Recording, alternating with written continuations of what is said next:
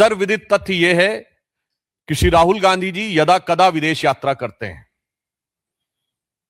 और वहां पर वो सदैव भारत के प्रति व्यथित भी पाए जाते हैं। परंतु आज उनके पैतृक सलाहकार श्री सैम पित्रोदा, क्योंकि वो उनके स्वर्गीय पिताजी के भी सलाहकार रहे थे, और उनके वैचारिक मानस के निर्माता यानी who is his traditional family adviser and architect of his mindset and psychology, Mr. Sam Pitroda, in his interview yesterday, has inadvertently exposed the real face of Congress party. उन्होंने कल एक इंटरव्यू में कहा कि Congress party global progressive alliance नामक एक गठबंधन का हिस्सा है और उसी में भाग लेने के लिए राहुल गांधी जी जर्मनी गए थे। अब यह ग्लोबल प्रोग्रेसिव अलायंस एक ऐसे संगठन से जुड़ा हुआ है जो भारत विरोधी शक्तियों के साथ और भारत विरोधी बातों को स्थापित करने वाले अनेक संगठनों के नेटवर्क का हिस्सा है। इसी यात्रा के दौरान आपको पहले से यह बात पता है कि सेंट्रल यूरोपियन यूनिवर्सिटी की प्रेसिडेंट कॉर्नेलिया वुल से वो मिले थे और स्पष्ट रूप से central European university George Soros की ओपन सोसाइटी फाउंडेशन से फंडेड है। अब सैम पित्रोदा जी से जब यह पूछा जाता है कि ग्लोबल प्रोग्रेसिव अलायंस का क्या संबंध है कांग्रेस से, तो वो स्वयं रहस्योद्घाटन करते हैं कि राहुल गांधी जी उसके प्रेसिडियम है और सैम पित्रोदा उसके मेंबर, यानी राहुल गांधी जी उसके अध्यक्षीय समकक्ष हैं और सैम पित्रोदा उसके सदस्य हैं। और मजे की बात वो कहते हैं कि 110 कंट्रीज का डेमोक्रेसी का ये अलायंस है।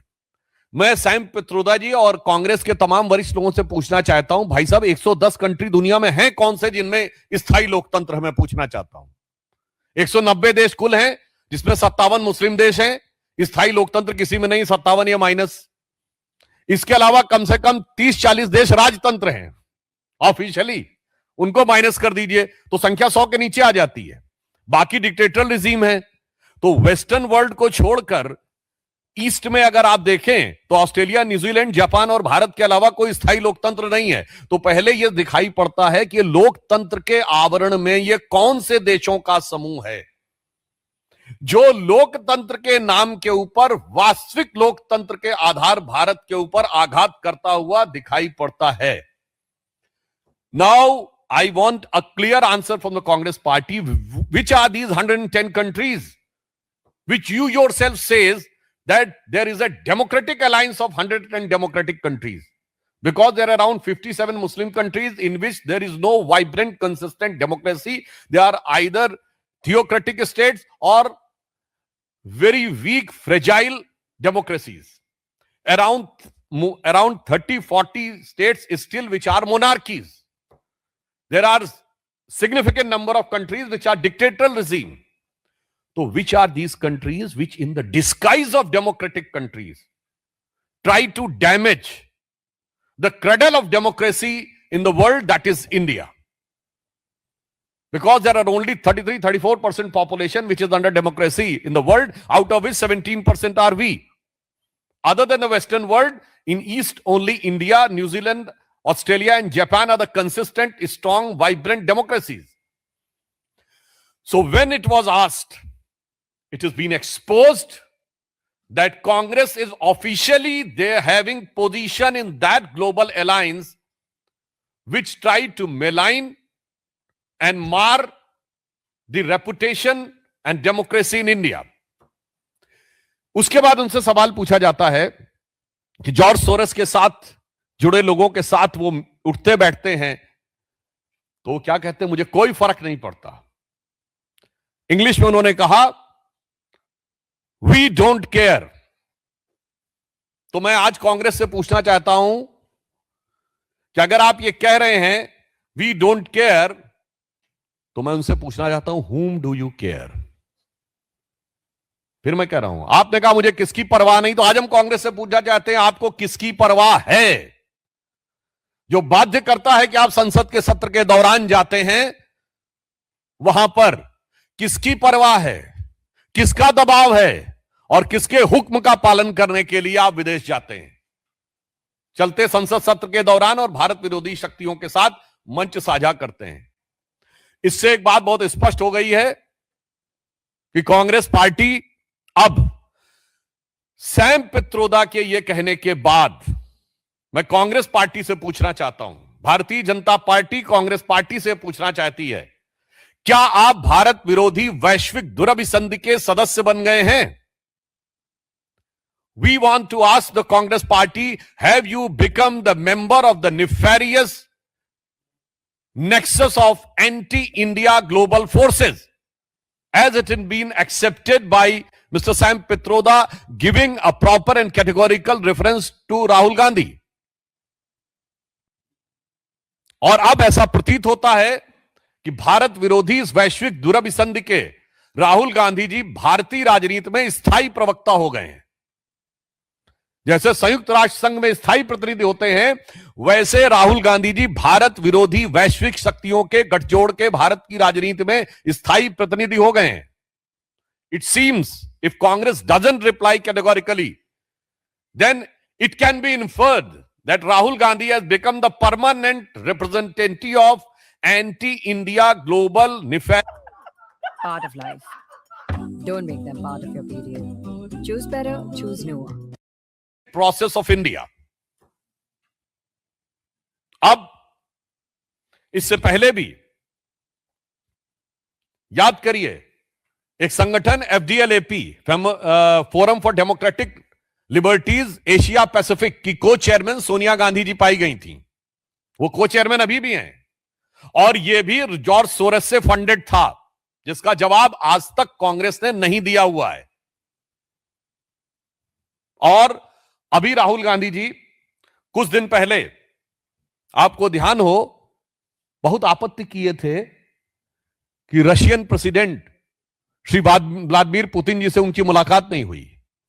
मुलाकात सिर्फ भारत सरकार मेजबानी नहीं तय करता, मेहमान भी तय करता है। मैं राहुल गांधी से पूछना चाहता हूं कि आप अभी जर्मनी गए थे, तो आपने फ्रेडरिक एबर्ट स्टिफ्टंग नामक जिस संस्थान में जाकर भारत विरोधी बयान दिया, FBS, Friedrich Ebert Stiftung, this is banned in Russia since 2025.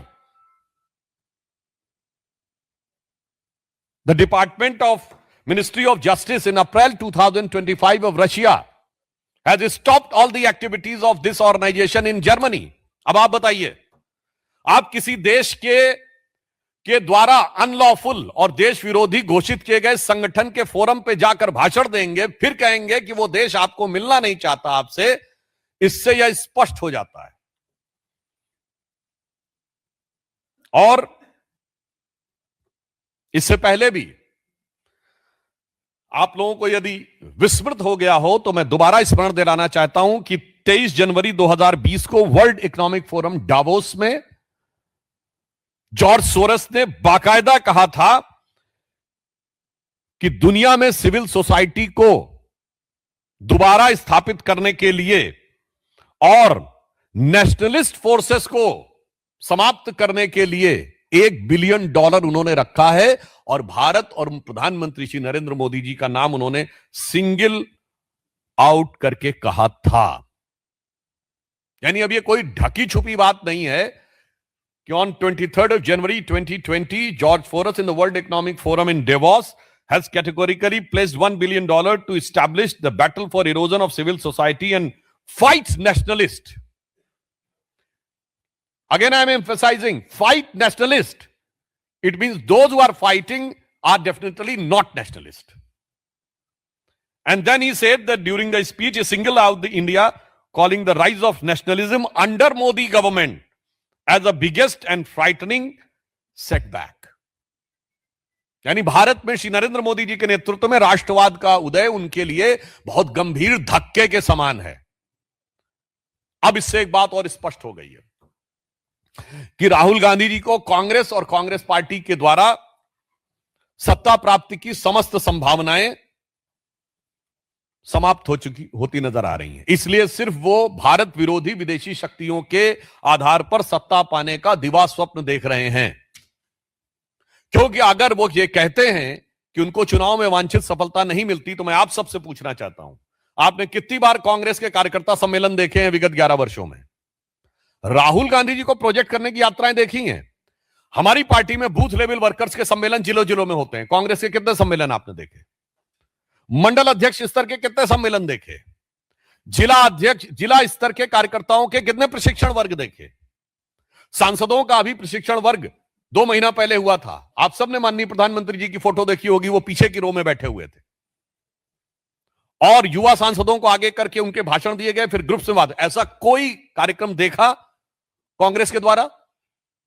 प्रधानमंत्री मोदी जी के जन्मदिन से महात्मा गांधी जी के जन्मदिन तक सेवा सप्ताह मनाया, भाजपा कार्यकर्ताओं को आपने सेवा करते देखा। कांग्रेस का कोई ऐसा कार्यक्रम देखा? सांसद खेलकूद स्पर्धा भाजपा के और एनडीए के सारे सांसद कर रहे हैं, अब तक 1 करोड़ युवा उसमें सहभागिता कर सकें। धरातल पे कांग्रेस के सांसदों को ऐसा कोई काम करते देखा? यानी वो एक ऐसा बल्लेबाज हो गया जो नेट प्रैक्टिस करता नहीं है और मैच में आउट होने पे अंपायर को दोष देता है। और सिर्फ इतना ही नहीं है, नेट प्रैक्टिस नहीं करते हो तो अलग है, आपस में लड़ते खूब है। कांग्रेस जहां जहां सत्ता में है, हम विपक्ष में थे तो हमने मॉडल दिया था। गुजरात का मॉडल था, मध्य प्रदेश की सरकार ने एक मॉडल दिया था। जब यूपी में हमारी क्लियर मेजॉरिटी की सरकार आई 90 के दशक में, वहां हमने एक मॉडल दिया था। मगर कांग्रेस ने क्या मॉडल दिया? आपकी सरकार है, दिखाइए। कर्नाटक में आपको प्रस्तुत करना चाहिए, एक गवर्नेंस का मॉडल है। हिमाचल में गवर्नेंस का मॉडल दिखाइए, तेलंगाना में गवर्नेंस का मॉडल दिखाइए। तो वहां मॉडल क्या रहता है? जहां सत्ता में आते हैं आपस में लड़ते हैं। राजस्थान में गहलोत जी और पायलट जी लड़ते रहे जब तक सत्ता रही। छत्तीसगढ़ में केएस सिंहदेव और भूपेश बघेल लड़ते रहे जब तक सत्ता रही। अब कर्नाटक में डीके शिवकुमार और सिद्धारमैया लड़ रहे हैं। यानी ये ऐसे खिलाड़ी हैं जो नेट प्रैक्टिस करते नहीं और दोनों बैट्समैन एक दूसरे से लड़ते हैं और रन आउट होने पे अंपायर को दोष देते हैं और फिर स्टेडियम के बाहर किसी से कोशिश करते हैं कि किसी तरीके से मैनेज करके हारे हुए मैच को जीता साबित कर दिया जाए। मुझे लगता है कि भारत के लोकतंत्र के लिए एक बहुत गंभीर और खतरनाक सवाल पैदा करता है। इसलिए हम आज कांग्रेस पार्टी से पूछना चाहते हैं कि आपने जो ग्लोबल प्रोग्रेसिव अलायंस में राहुल गांधी जी के प्रेसिडियम होने और सैम पित्रोदा के सदस्य होने का रहस्योद्घाटन किया है, इस संगठन की भारत विरोधी शक्तियों के साथ जो संधि है उसमें कांग्रेस का क्या रोल है। और इसीलिए मैं विनम्रता से पूछना चाहता हूं, राहुल गांधी जी ने भारत की प्रतिद्वंदी देशों की बहुत बार तारीफ की है। उन्होंने कहा चाइना जो है वो बेरोजगारी से निकल आया है। चाइना में बेरोजगारी का डाटा अगर इस समय देखें 17% है, भारत में 5% है। चाइना ने पिछले महीने रियल एस्टेट सेक्टर का डाटा देना बंद कर दिया है, सेल्स का। मगर आज तक उन्होंने भारत के समर्थन में एक भी बयान नहीं दिया। चलिए ठीक है, आप विदेश जाते हैं, यूएस कांग्रेस में इंडिया कॉकस भी है, यानी भारत के समर्थक सांसदों का समूह। कितनी बार आप उनसे मिले? कितने चेयरमैन से मिले हैं आप उनके? भारत के समर्थक थिंक टैंक्स जो हैं, मैं थिंक टैंक्स का नाम लेके उनको कैटेगराइज नहीं करना चाहता, मैं खुद गया हूं ऐसे 3 थिंक टैंक्स में 2-3 बार। भारत के समर्थक माने जाने वाले थिंक टैंक्स में राहुल गांधी ने कितनी बार शिरकत की है? भारत समर्थक सांसदों से, भारत समर्थक उद्योगपतियों से, भारत समर्थक विचारकों से कितनी बार मुलाकात की है? हमेशा भारत विरोधी शक्तियों के साथ ही मुलाकात करते हैं। इससे यह समझ में आता है कि इनके मन की जो भावना है वो इस समय कांग्रेस पराजय से कुंठाग्रस्त है, तो वो कुंठाग्रस्त भी है, घुसपैठिया परस्त भी है और वैसे लस्तपस्त है और विपक्ष से भारत विरोधी शक्तियों का समर्थन पाने के लिए आश्वस्त है। तो आज मेरा कांग्रेस से मानना है कि वो इस विषय पर अपने संबंध को स्पष्ट करें, और अगर आप नहीं करेंगे तो याद रखिए देश की जनता बहुत प्रबुद्ध है और वह बात बहुत गंभीरता से देख रही है। जिसे कहते हैं जो चुप रहेगी जुबान खंजर तो लहू पुकारेगा आस्तीन का। जनता हर चीज को देख रही है, बहुत गंभीरता से देख रही है, और एक एक राज अब पर्दाफाश होता हुआ नजर आ रहा है। अब देश के सामने कहीं कोई कंफ्यूजन नहीं रह गया है। दो ही ताकतों के बीच में देश में मुकाबला है, एक जांचे परखे खरे प्रधानमंत्री श्री नरेंद्र मोदी जी के नेतृत्व में विकास, अंत्योदय और राष्ट्रवाद के महामेरु की तरह खड़ा हुआ भारतीय जनता पार्टी और एनडीए का गठबंधन। दूसरी तरफ लगातार पराजय का रिकॉर्ड बनाते हुए कुंठाग्रस्त, घुसपैठिया परस्त पार्टियों का गठबंधन लेकर फ्रस्ट्रेशन में भारत विरोधी शक्तियों के साथ भारत के कमजोर करने का दिवा स्वप्न देख रहा इंडिया गठबंधन। धन्यवाद।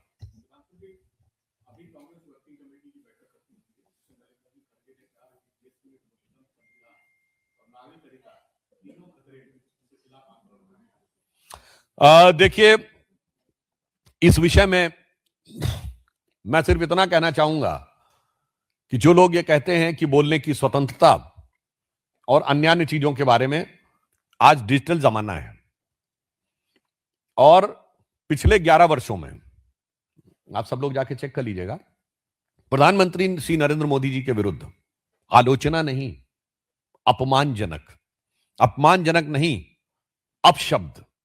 अपशब्द नहीं, भद्दी गालियां नहीं, मौत की कामना करने के बयान देकर भी जलवाए जलाल के साथ लोग राजनीति कर रहे हैं और उसके बाद हमको भाषण दे रहे हैं। मैं पुनः कहना चाहता हूं, खड़गे जी, आपके राज्य में तो स्थिति यह है कि सीएम बदलने की बात आती है और राष्ट्रीय अध्यक्ष होकर आपके मुंह से निकल जाता है कि हाईकमान तय करेगा।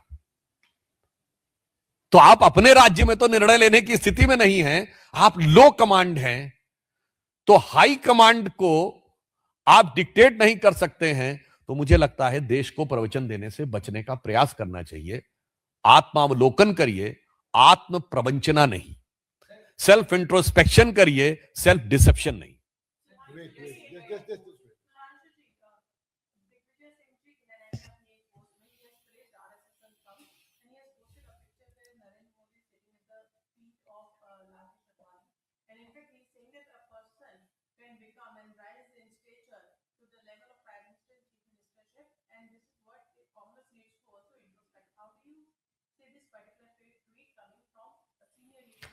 देखिए, वो बड़ी प्रसिद्ध पिक्चर है जिसमें माननीय अडवाणी जी बैठे हुए हैं और उस समय युवा कार्यकर्ता थे श्री नरेंद्र मोदी जी, वो नीचे बैठे हुए हैं, अडवाणी जी बैठे हुए हैं चेयर के ऊपर। ये भारतीय जनता पार्टी की कार्यशैली का एक प्रतीक है कि धरातल से जुड़ा हुआ व्यक्ति किस प्रकार अपनी प्रतिभा, क्षमता और संगठन के सहयोग से शीर्ष स्तर पर पहुंचकर भारत के सबसे लोकप्रिय और विश्व के सबसे लोकप्रिय नेतृत्व के रूप में उभरने में सफल होता है।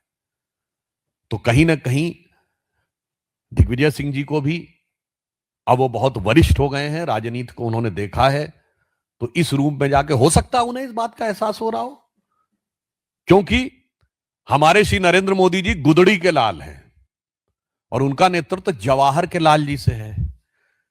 तो वो अप साइड डाउन है, इसलिए अपनी पार्टी को अप साइड डाउन लेके आए हैं। हमारे नरेंद्र मोदी जी गुदड़ी के लाल हैं, वो बॉटम से अप उठे हैं, तो पार्टी को भी बॉटम से अप करके ऊपर तक ले जा रहे हैं।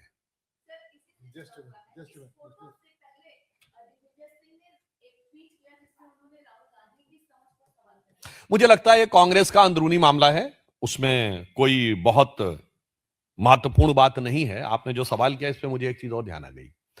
राहुल गांधी जी की समझ पे सवाल दिग्विजय सिंह जी ने नहीं उठाया है। बराक ओबामा ने अपनी किताब द प्रॉमिस लैंड में चैप्टर नंबर 24 में लिखा है, and I quote, Rahul Gandhi has a nervous uninformed quality about him as if he were a student who's done the coursework and was eager to impress the teacher but deep down lacked either the aptitude or the passion to master the subject. यानी वो एक ऐसे छात्र की तरह हैं जो अपने टीचर को प्रभावित करने की छटपटाहट में बहुत कुछ भाव भंगिमा तो दिखा रहा है, पर वास्तविक ज्ञान और गंभीरता का उसमें अभाव है. अब यहां पर मैं एक और बात कहना चाहता हूं.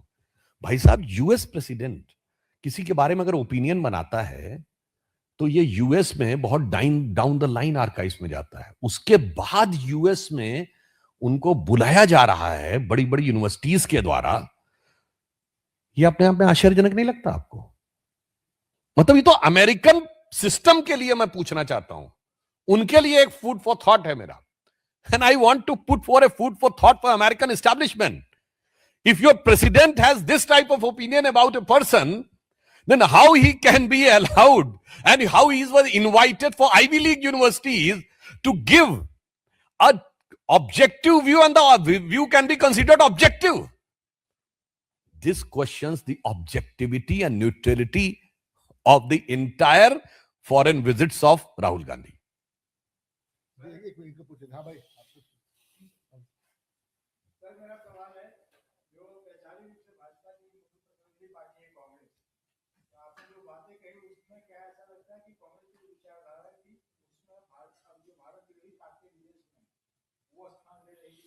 नहीं, कांग्रेस हमारी वैचारिक रूप से विरोधी पार्टी नहीं है, वो विचारहीन पार्टी है.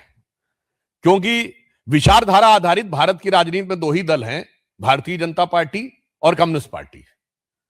कांग्रेस नेता आधारित दल है.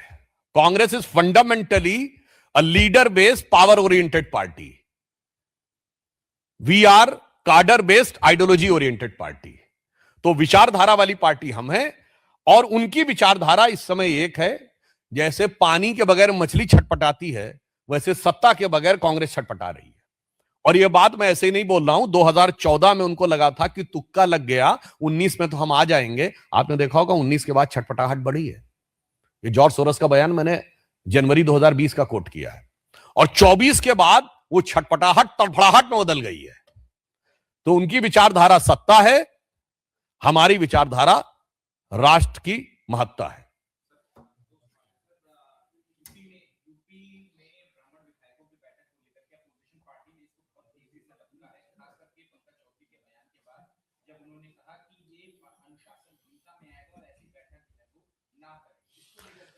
देखिए, इस बारे में पार्टी की प्रदेश यूनिट अपना विचार व्यक्त कर चुकी है, और भारतीय जनता पार्टी सभी वर्गों का सम्मान, सबका स्थान और सबके उत्थान के विचार के ऊपर आधारित होकर चलती है. और जो पार्टियां जातियों का नाम लेकर जातियों को अपमानित करने के भाव से राजनीति करती हैं, याद करिए बिहार में लालू प्रसाद यादव जी का फेमस डायलॉग होता था, भूरा बाल साफ कर रहा हूं, तो 4 जातियों का नाम था. गुजरात में माधव सिंह सोलंकी, खाम, KHAM, 4 जातियां. हरियाणा में अजगर, 4 जातियां. कर्नाटक में अहिंदा, 4 जातियां. तो जातियों के आधार पर समाज के टुकड़े करके राजनीति करने के ख्वाब देखने वालों को जरा बिहार से देखना चाहिए. जो कहते थे भूरा बाल साफ कर रहा हूं लालू जी, उनके बिटवा ने आके पूरा बाल साफ कर दिया है, मुंडन करवा दिया है. तो आगे विरोधियों को भी इसके लिए तैयार रहना चाहिए.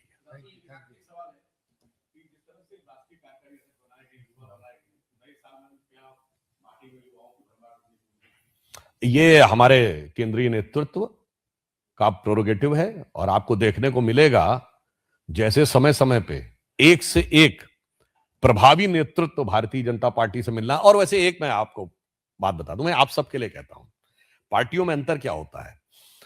आज हमारे कार्यकारी राष्ट्रीय अध्यक्ष श्री नितिन नवीन जी बने हैं.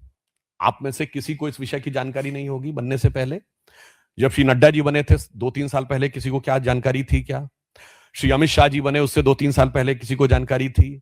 श्री नितिन गडकरी जी बने उससे पहले कोई 2-3 साल पहले किसी को जानकारी थी? श्री राजनाथ सिंह जी दिसंबर 2005 में बने, 2-3 साल पहले किसी की जानकारी थी? ये होता है कार्यकर्ता आधारित व्यवस्था. और आज मैं आपसे पूछूं, जब अमृत काल समाप्त होगा 2047 में भाजपा का राष्ट्रीय अध्यक्ष कौन होगा? कोई नहीं बता सकता आप में से, मगर कांग्रेस में बता सकता है कि अगर पार्टी रही तो राष्ट्रीय अध्यक्ष या वास्तविक राष्ट्रीय अध्यक्ष यानी राष्ट्रीय अध्यक्ष या हाई कमांड जिसके हाथ में कमान होगी वो इसी परिवार से होगा। सपा राजद में यदि पार्टी रही तो कमान इन्हीं के हाथ में होगा और जितने भी क्षेत्रीय दल हैं उनमें कमान इसी के हाथ में होगा। इसीलिए मैंने कहा ये leader based power oriented parties का पैटर्न है, हमारा कार्डर बेस्ड आइडियोलॉजी ओरिएंटेड पार्टी का पैटर्न है।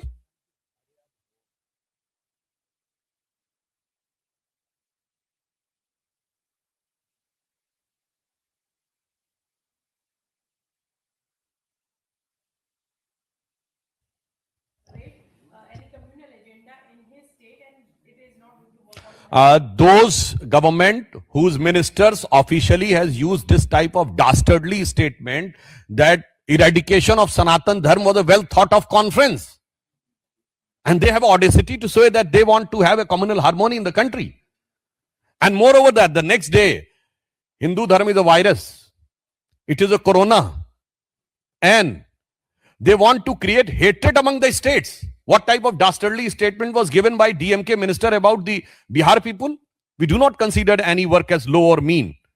What he has said कि बिहार वाले लोग यहां पर टॉयलेट साफ करने के लिए आते हैं.